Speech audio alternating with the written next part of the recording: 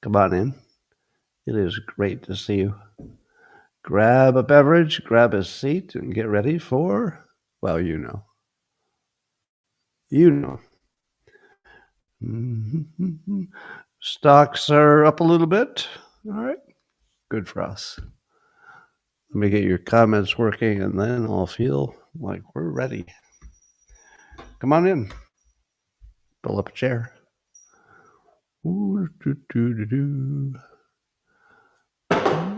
Oh, cat. The things you knock on the floor. All right, we'll leave it there for now because you'll just knock it over again. Pretty sure. No, don't eat all the Kleenex.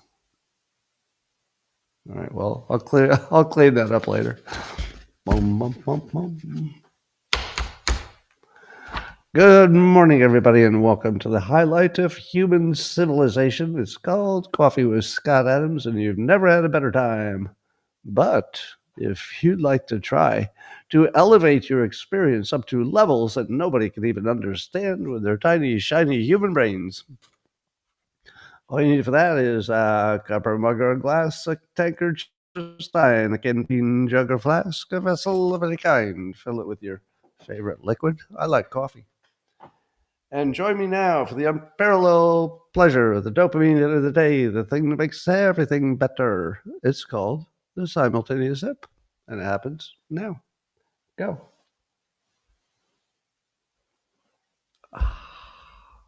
So good. All right. If you haven't already seen it, there was a surprise podcast yesterday afternoon. Greg Gutfeld and Dr. Drew were in the area for other business, and we decided to get together, and we did a special podcast with the three of us in my kitchen, and people are saying they like it. So you might want to check that out. It's on the usual platforms. Wherever you watch this show, it will also be there from yesterday.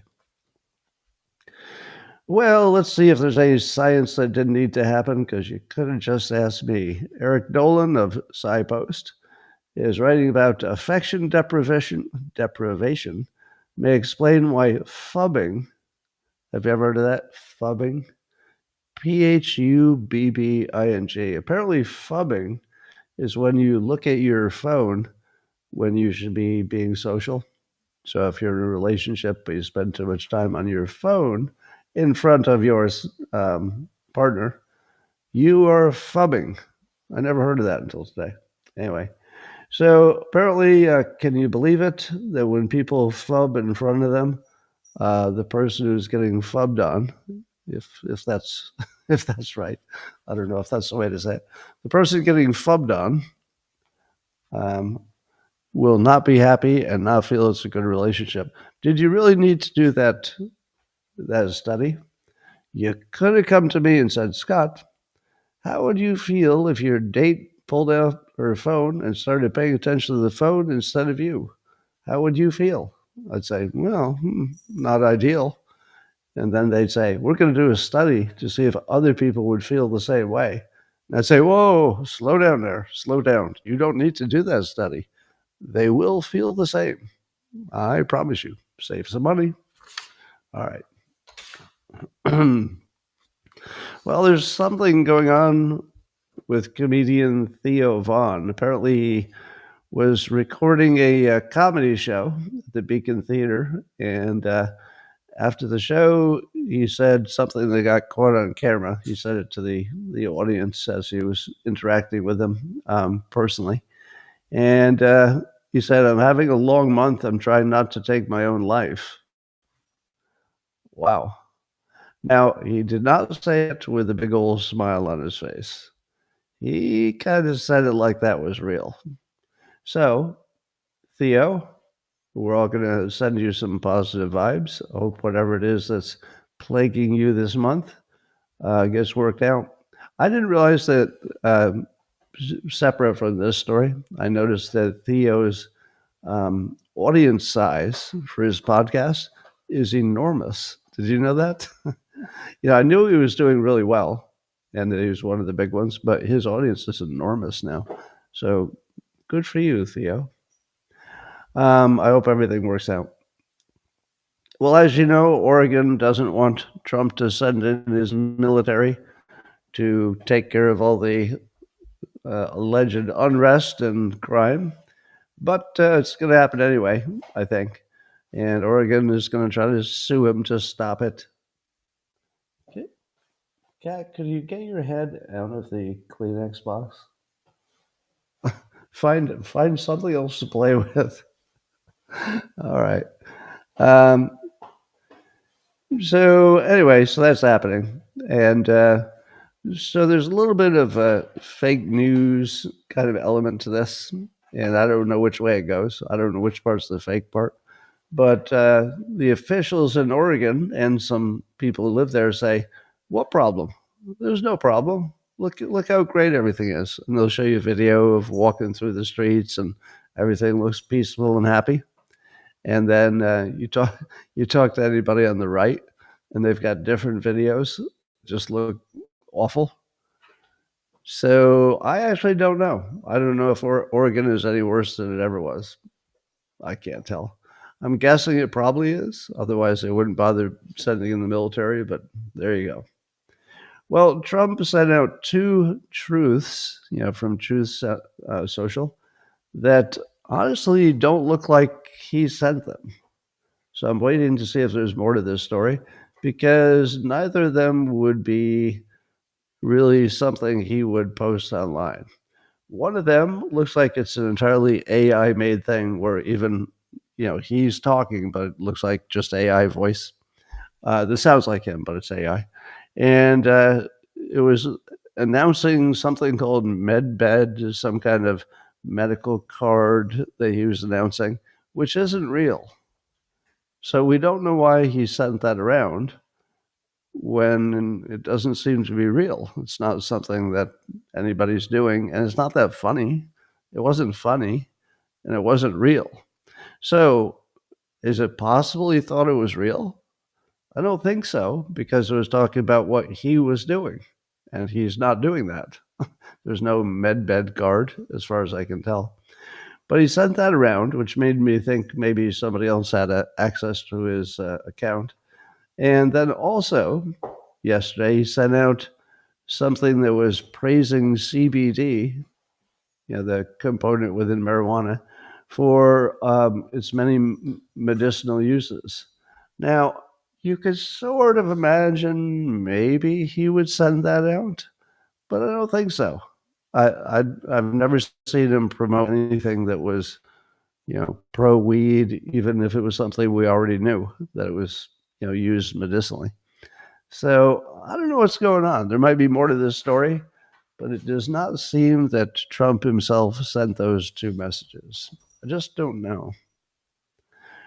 Well, median politics is on X is looking at Trump's executive order to the states. So back in March, he signed some executive orders, or one executive order, to improve the voting integrity in the states. Now, the states, of course, have control over how they do voting, but Trump thinks he can impose some standards. And what would happen when Trump tries to impose some voting process standards on a state that's blue and doesn't love Trump? What would happen? Well, apparently they do the Dilbert technique, which is, sure, I'll do that. Okay, is it done yet? Oh, didn't have time. Okay, but you're working on it now, right? Oh, yeah, totally working on it now. Check back in a few weeks. Are you done yet? Oh, something came up. Yeah, no, I've got to talk to somebody before I do anything. And so basically, they're slow walking it so it doesn't happen. And what else are they doing? They're doing court challenges. They're putting political pressure to try to make it go away. They're missing deadlines because apparently it looks like there's no penalty. So if you just say, "Oh yeah, we see your executive order. Yeah, we'll take care of that." Then if you just don't do it, it doesn't look like there's a penalty. So I think they just don't do it. So at this point, it does not look like the executive order is going to make a difference. I think it's going to be too easy for the states to say, nah, we're in charge of this. Get out of here. Well, I guess Trump and the top Democrats are going to talk today as a last ditch effort to try to work out a budget compromise. I don't think there's any chance that'll happen. Do you? I mean, I think Trump has to do it, have the meeting. So it looks like he's trying. But correct me if I'm wrong. I'll take a fact check on this. But don't the smart people say that they think the Democrats will be blamed for closing the government? If the Democrats are, let's say, predictably easily going to be blamed for it, why would Trump ever agree to their demands that are things that he definitely doesn't want to do? Like health care for illegal aliens and stuff. So I don't really think there's any possibility that anything will get fixed. They might agree to kick it down the road. That was one of the possibilities, just to delay it again. That might happen, but they're not going to. He's not going to agree to their demands or anything like that. Trump was asked about Christopher Wray, who was his FBI head. And he said that Trump said he would imagine, quote, would imagine the Justice Department is investigating him. And one of the reasons that Trump gave is that apparently Wray had said that, he didn't know how many FBI people were attending the January 6th thing. But now we know that there might have been close to 300. But what I don't know yet, because this divided into two movies on one screen, I don't know which one's true. One of the movies is, oh, now we have proof that the FBI was behind instigating the trouble, because now we know there were 274 of them, and why would there be that many unless they were there to influence the bad result? The other movie says, no, these are people who were called in after the people had already penetrated the building, and they were there to try to assist with law enforcement and maintain order. But they were in plain clothes and no way to identify them, so I don't know how much they could have helped. So what do you think? Which movie are you in? Are you in the movie where the FBI has now admitted that they had so many people there on January 6th that they were, in fact, to blame for the bad outcomes? Or it's complete bullshit, and the all of those law enforcement types, FBI, came in after the people had already entered the building. Which one do you think is real? I don't know. I don't know which one's real, honestly, and I don't think there's any way to find out, because everything's a lie, everything's fake, everything's a lie. I don't even think we'll ever know. So all it does is give people an opportunity to believe whatever it was that they were inclined to believe before they found out there were 274 FBI people there. Well, Eric Adams, no relation, dropped out of the New York City mayor race. So that means it's Mamdani and Sliwa and Cuomo.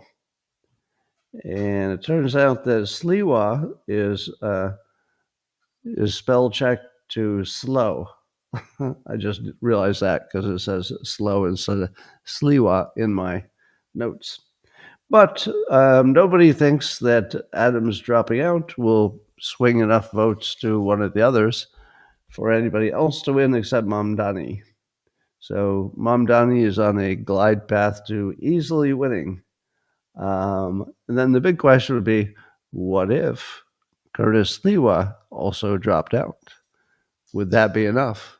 Would that get the race close enough that Cuomo could win? And do you want that? Do you want that?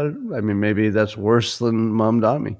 Because there is an argument that if we sacrificed New York City with a terrible mayor who would destroy everything, that would be pretty expensive, but it would give us another 20 years without a socialist in office? Because we would just say, all right, come on. Look what this guy did. He just ruined New York City. You can't vote for that guy. So it could be that both the left and the right want Mamdani to win, but for different reasons. The left wants him because they like him. The right might want him.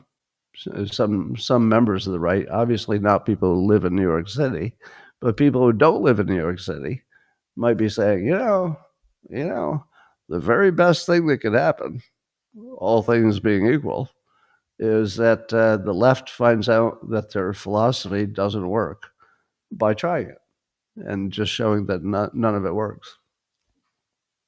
Well, as you know, the problem with the left is that they do not have a cause and effect gene where they can tell if we do this, the way people will react will be that, and we don't want that. They can't do that. Apparently, that's only something people on the right can do. If you make it free, everybody's going to come here to get it. Like the right just automatically sees cause and effect. The left, nope. They see some kind of weird ideal principle. But then the way that they try to attack that principle is by doing something that couldn't possibly work. I mean, it's just batshit crazy. All right. Well, there's some bad behavior going on cat-wise.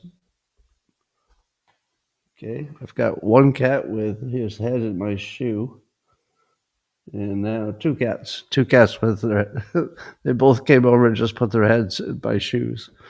All right. There were two shootings yesterday. One with there were multiple victims. We don't have a full complete count because one of them shot up a church and then set it on fire. So there might be more victims that they haven't found yet. Just truly horrible. So this one was, what state was it? It was a Church of Jesus Christ of Latter-day Saints. So it was a Mormon church, and that should be the first thing in the story. Should be where it happened. Huh. Somehow I did not write down the state.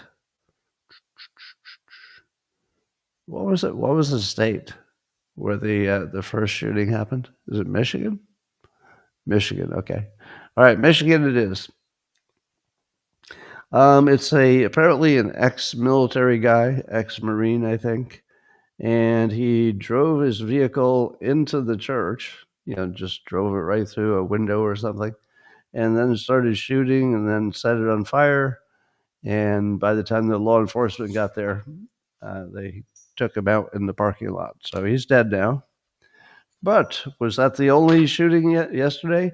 No. There was a gunman that fired from a boat into a North Carolina restaurant, killing 3 and wounding 5. Wow. And believe it or not, that man was also an ex-military guy. Yep. 2 ex-military guys decided to shoot up a populated place. They were both white, in case you're wondering. But we don't know about their political leaning or anything like that. We'll find that out. Anyway, the one who shot up the restaurant is known to local police, so that could mean almost anything. Well, there's a lot of chatter on social media about whether Bill Clinton was basically a MAGA-compatible leader in his day. And the argument for that is that he liked strong borders. I think he cut welfare at one point, right? Or made people work to get it. But the counter argument is that he expanded healthcare and etc. So some say he was basically Trump, but not quite. Not quite. Hillary was for strong borders and shipping people back as soon as possible. So Hillary was basically Trump, not that many years ago. So, but Elon Musk was noting the similarities, and But other people say, no, no, there are too many differences. You can't call them that. Well, according to the No Tricks Zone publication, P. Gosselin is writing that in 2025, the Arctic sea ice, the minimum neared blah, blah, blah. But essentially, it's been rising steadily for almost 2 decades. So climate change models would tell you that that ice would melt, almost every year. So should be a lot less after 2 decades, but in fact, it went up. So there's one of your climate change predictions. Nope, opposite. But at the same time, also on climate change, they found some overestimate they were making. This is from Mandy Carr, the cool down. So they did a new study in Greenland, and they learned more about melting ice sheets and realized that the climate models were totally wrong on that one variable, the melting ice sheets, and that it was a kind of a big deal and could change the results of what you think of it. Now, so that's just two stories that were in the news just today. How many stories have I read you in the past year or two that were, we just found out something in our climate model was terribly wrong? Now, at this point, the only way you could believe that climate change is the threat that people say, the only way you could believe that is if you believe that climate change is the only science that's valid, because almost everything else is complete bullshit. Why would climate change be the only exception? Oh yeah, everything else is fake data from our job numbers. Job numbers are fake. Everything. Basically, everything's fake. Everything except climate change. So in order to believe it, you would have to believe everything's fake except climate change. Now, the UK Prime Minister, Keir Starmer, he says that climate change is, I guess, one of the main reasons he believes why the millions of third world military age Muslim men are coming to the UK, according to Wall Street Mav on X. So apparently, Wall Street Mav is pointing out, apparently they weren't safe from climate change in any of the other 50 plus countries. No, the only place they would be safe is in the UK. So that's why they came?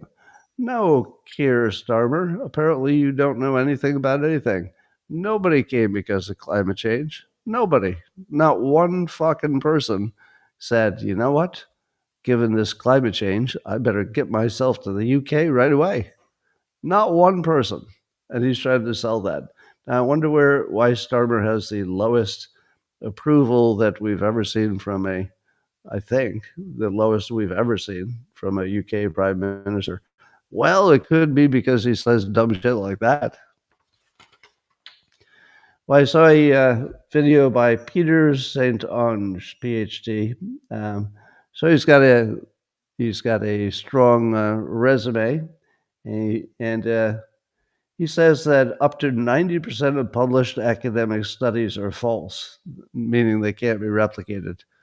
90% of published academic studies are false. And that would include, he points out, things about cancer drugs, global warming, gender mutilation, and even vaccines. So the NIH wants to figure out how to make science real again, because at the moment science isn't even real. It's just not real. If 90% of it is just made up, and you can't tell what's in the 90 and what's in the 10, science is not real, and maybe hasn't been real for a long time. So anyway, so Professor John Ioannidis or Ioannidis, I can't tell if that's an I or an L, but anyway, I think it's an I. Ioannidis. So years ago, he determined that 97% of studies of pharma drugs are fake. So if you see any study of any pharma test where they're comparing one, say, a new drug to the existing drug, 97% of the time it's fake. And that's the only thing we do to approve drugs, is the thing that's 97% fake. Not just wrong, but intentionally fake. So there's your peer review right there. Useless. So I'll say it again. Given that 90 or 97% of all studies are fake, in order to believe that climate change is just what they said, you would have to believe that that was a wild exception. And I'm not saying climate change real or not real. I'm saying that all of the subsets of that so-called science, there'd be so many elements to that, so many parts that they think they needed to put into the model, that if 90% of the subsets are wrong, well, you're probably not going to be right with your climate models. All right, let's see what else is happening. The Georgia State Election Board has voted to subpoena 2020 election physical ballots. So the Gateway Pundit is writing about this. Now, all this election stuff gets really complicated, but I believe the allegation is that in 2020, if they had access, which they might get now, to the ballots, but also the envelopes that they arrived in, and that the main thing they want to check, the easiest thing, is does the number of ballots match the number of envelopes? Because nobody should be taking any ballots in, like just holding them in their hand. So if you found that there were a whole bunch of ballots, but they did not equal the number of envelopes, that would be not proof, but it would definitely be leaning toward, looks like there's a whole bunch of fake ballots because they don't have an envelope. So, I don't know. We'll see. I think there's 20,000 votes that are in question for 2020. I don't want to get excited about any of these possibilities, because every time we got excited, it's like, whoa, looks like they got the goods on them this time. It never really works out, does it? And I'm not sure why that is. Like, why is it that there have been so many allegations that didn't work out? Maybe that's just the way it always is. Maybe it's always 25 to 1 allegations to reality when it comes to anything complicated like an election. So maybe. All right. All right. Looking at your comment there. Yeah. So I saw somebody say that guns were going to be banned in Canada, and I thought, what? They're not going to ban guns in Canada. I mean, that's crazy. There's no way they're going to ban guns in Canada. So I went to Grok to see if Grok agreed. And it said, no, they're not. They don't ban guns. You silly goose. They don't ban any guns. Now, they don't allow you to buy a handgun. It's not legal to buy a handgun. If you had one, you can do some paperwork to keep it, but you'll never be able to buy another one. So there's that. And then they're trying to get a ban on what they would think would be military type rifles, but So I believe the only thing, if they got their way, the government, the only thing that would be legal, but it would still be highly regulated, would be like a bolt action rifle for hunting and a few other things. But most guns would be banned if they get what they want. So good luck, Canada. Keep bringing in all the foreign nationals and ban the guns. That should work out great. Again, it's just another clear example of the left not understanding cause and effect. All right, you're bringing in massive Islamic people. Simultaneously, you're disarming the people who are here. That can only go one way. There's only one way that goes. And if that's where you planned to get rid of all the Christians in your country, good job. You're well on the way. Well, according to HR Drive, Laurel Kelser is writing that there's some biotech conglomerate that's being blamed of using DEI to discriminate.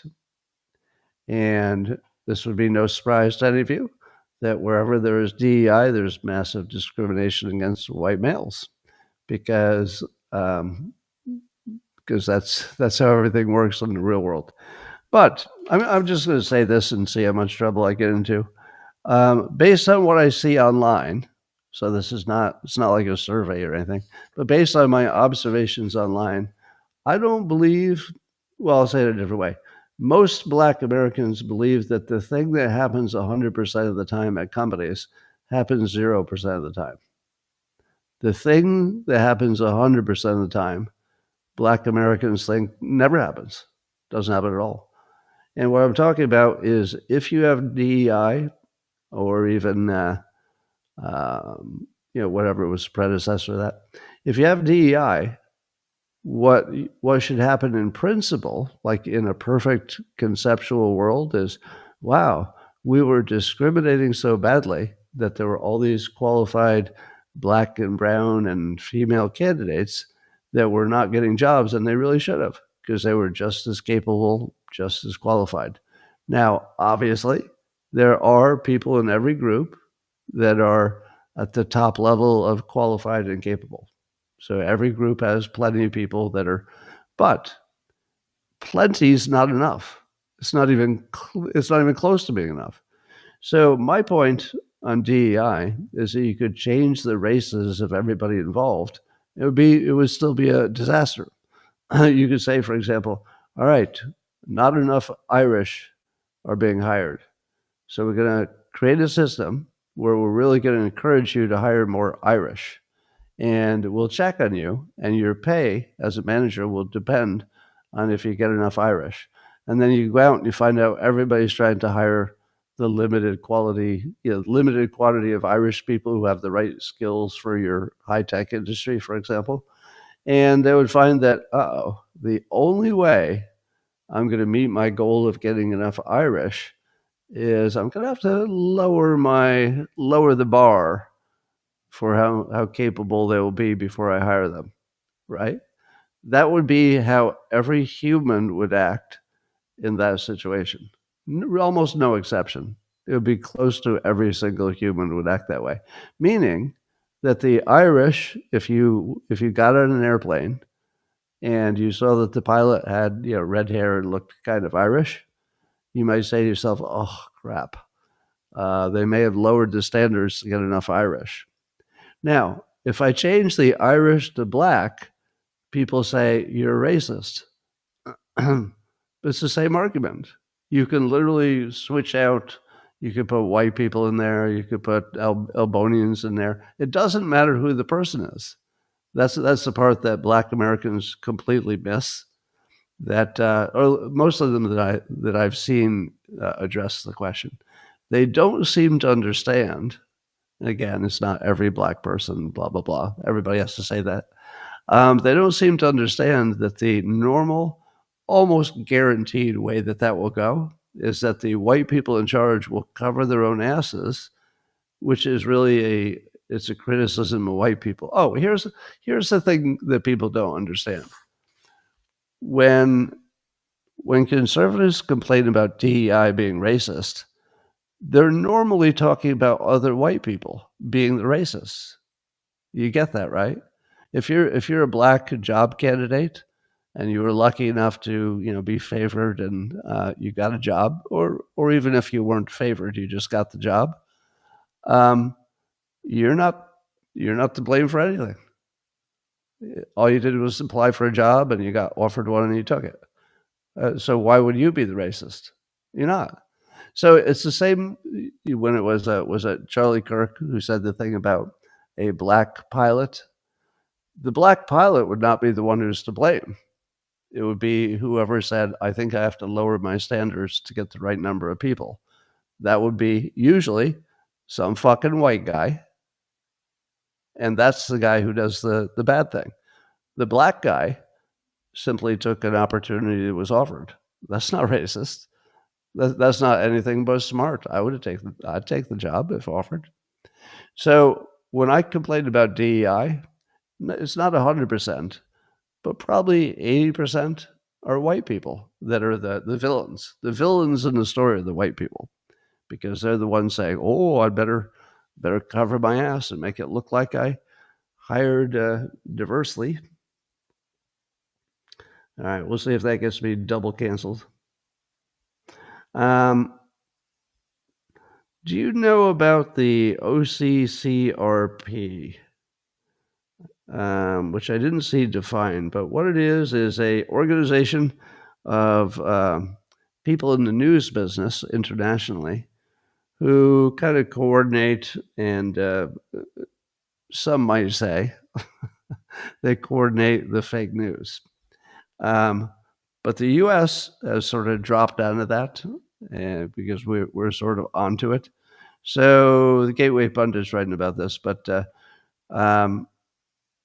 apparently there's a documentary made in Germany that exposes just how bad the OCCRP is. And what did Germany do when the documentary exposed how bad they were? They banned it. They banned it. So, yeah, they're trying to bury it. So I'm pretty sure that the U.S. made the right play there, thanks to Trump and others. But the OCCRP is not something you should be happy about. Well, I guess downtown Chicago now has a bunch of federal agents in tactical gear who are deployed there. And Trump has said that Border Patrol will take no nonsense. So they're working Chicago. And there's a bunch of federalized troops there working the streets. And they're trying to get rid of the worst, they say. We'll see if that works. Let's see if they save Chicago or not. All right. The White House has released a list of political agitators, they call them. So these would be people who are, calling Republicans Gestapo and Hitler and all that. Jim Hoft, Gateway Pundit, is writing about this. But so the White House has released a list of the people and what they've said. It's a pretty long list, so I'll just give you some of them. So Governor Tim Walz smeared ICE as the modern-day Gestapo. Interestingly, Gavin Newsom wasn't nearly as bad. So he likened ICE to secret police, calling them authoritarian, and proclaimed a right to push back. Okay. But J.B. Pritzker said that claimed the country is becoming Nazi Germany because ICE is grabbing people off the streets and disappearing them. And let's see, Robin Kelly used Gestapo, Jasmine Crockett compared ICE to slave patrols, and it's a pretty long list. So it goes 2 pages, 3 pages. It's just 3 pages of Democrats who have said horrible things that nobody should say. Yeah, Representative Lynch smeared ICE agents as the Gestapo and nondescript thugs. Somebody else, John Larson, said ICE is the SS and the Gestapo. So yeah, I think all of that needs to be called out. So I compliment the White House for putting out this document with everybody's quote on it, so you can see how bad it was. All right. So there's a study recently that said that that right-wing violence had outpaced left-wing violence for 30 years, but now that's reversed, according to the state Columbia. Brendan Reskus is writing about it. So, for the first time in 30 years, they say left-wing terrorism is now outpacing right-wing terrorism. I'm going to say I don't believe any of that. It might be true. I mean, I don't have a pushback to that specific claim, but I'm pretty sure that the Democrats are saying it's the opposite. And if you haven't personally looked into the data, you can't really trust either side. You should assume that the Republicans will say the Democrats are the violent ones, even if they're not. And you should assume that the Democrats will say the Republicans are the violent ones, even if they're not.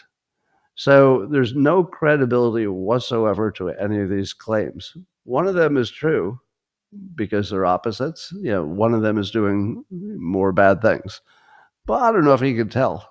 And I'm not sure I care that much that one does a little bit more than the other, because most of these people are individual nutcases. So I don't know.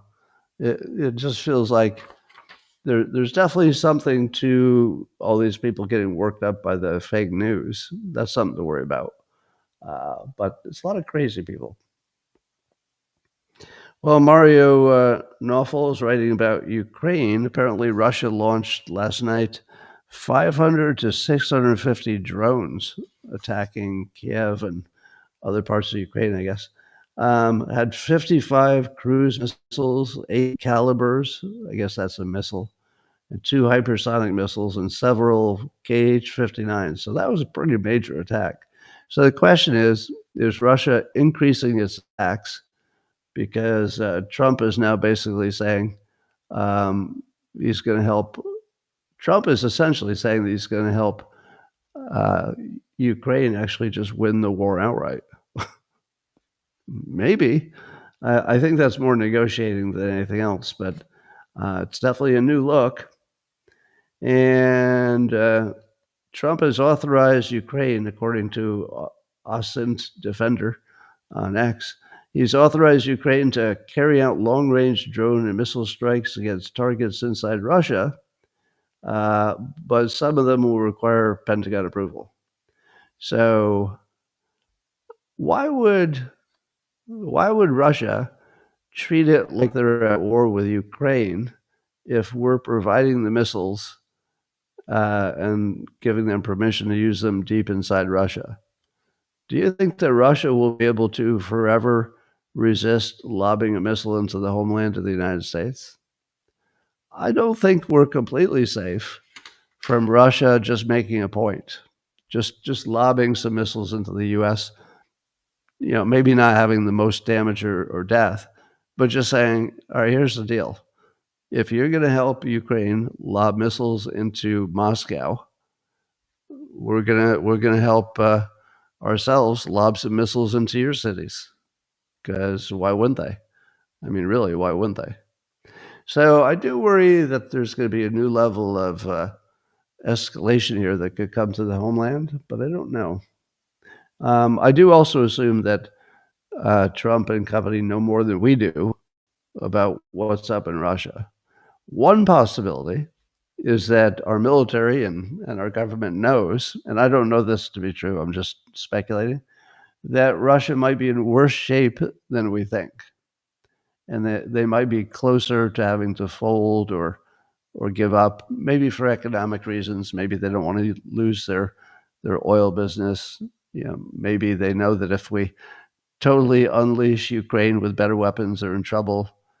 So maybe Trump knows something we don't, that Russia might be closer to something like a deal or a surrender. I don't know.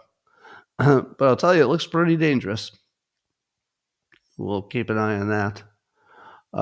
Did you know that Turning Point USA is listed by the ADL in their glossary of extremism and hate? So that's the ADL. Elon Musk says that's deeply wrong, and makes me wonder if the ADL should list themselves as a hate group, because do they meet all the criteria? What would it take to be a hate group? The ADL says that I'm a Holocaust denier. Is that something that you do if you're not a hate group? Why would you even do that? Um, anyway, so you always want to be in the team that gets to label others. You don't want to be in the team that gets labeled. So the ADL, I think the ADL's purpose has maybe run its course. If I had to guess, I think there's a non-zero chance the ADL will not be in business a year from now, because I think it's, remember the ADL is not Israel. Israel doesn't run the ADL, and I don't think that they're super backing them in everything they do. So if Israel's not, completely backing them, and the United States is not completely backing them, and they're not helping anybody, because I don't think they are. I don't know. I don't know if they'll last another year. We shall see. Um, Trump and company have released what they call a 21-point Gaza peace plan. Here's what it would call for: immediate ceasefire, a freeze on battle lines, a release of all hostages within 2 days. Hamas's weapons would be destroyed. Fighters would have to accept coexistence with Israel, and they'd get amnesty and safe passage abroad, so they could leave the country if they were worried. A possible and pave the path to a possible Palestinian statehood. Now, Palestinian statehood is not something that Israel wants, or at least the current leader of Israel. So I don't know about that one happening. And Israel would free hundreds of Palestinian prisoners in response to having all their prisoners back. Israel would halt plans to demolish or annex Gaza and would gradually withdraw its forces. And anyone who wants to return to Gaza after leaving will be allowed to do so. Gaza would get a temporary government overseen by an international group involving the US and Arab countries and European nations. And they would develop a new economic plan to revitalize it. And the US and Arab allies would craft a stabilization force to build up security in Gaza.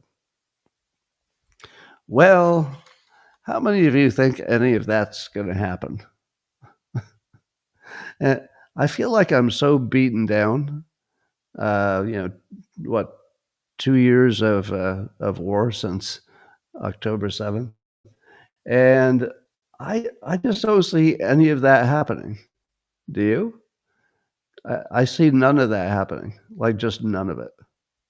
I feel that Israel's best interest would be to just take the heat and take the country. Because, and who knows if they can survive that, by the way. That'd be quite a step.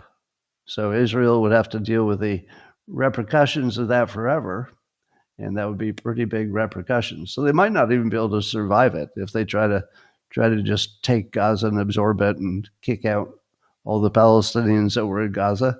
It might not be survivable. I don't know. I'm not smart enough to know how much of a danger that would be.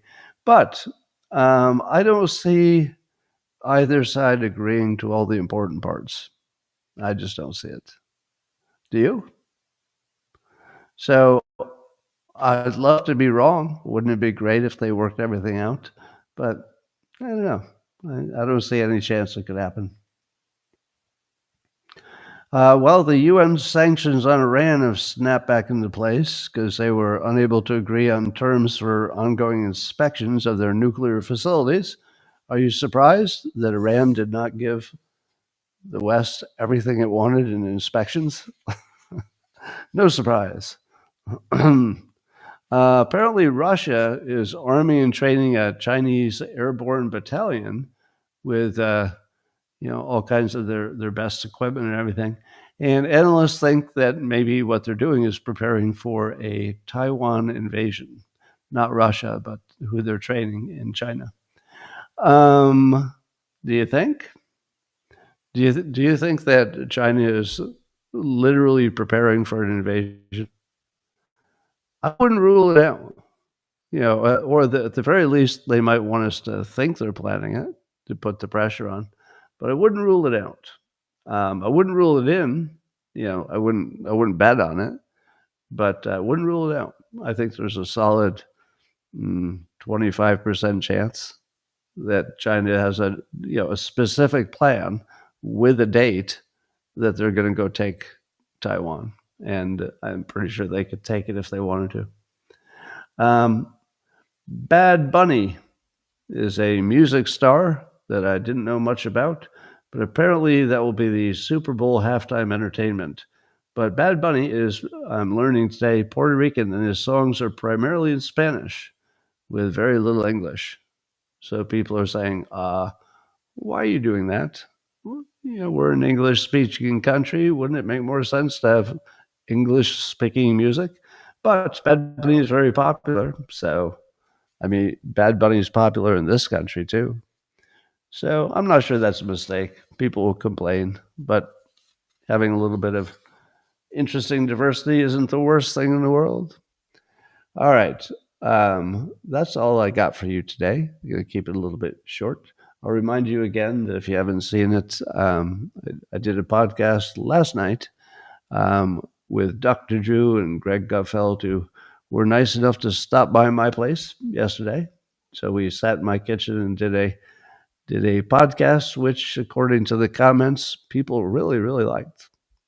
And I got to tell you that one of the many cool things about that experience is that the three of us are so experienced at talking in public that we could just turn on the cameras and do like what turned out to be 83 minutes of content without any preparation.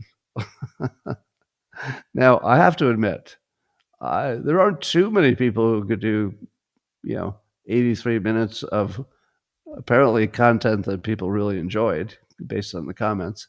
But we've all been doing it for a long time. So it went better than I could have hoped, actually. So if you want to see what my kitchen looks like from one angle anyway, you can watch that. So you can find that on YouTube or on X or on Locals or on Rumble. And so far, everybody likes it a lot. So that's good. All right. Yeah. A lot of people are saying we should do it on a regular basis, but there's one thing that the three of us have in common is that we each have about 4 jobs apiece. I don't think we can add another job. I don't think that's an option. But maybe we'll get to do it again someday. We'll see. All right, that's all I got for you. I'm going to talk to the Locals subscribers, the beloved Local subscribers, privately. And the rest of you, thanks for joining. I will see you tomorrow, same time, same place.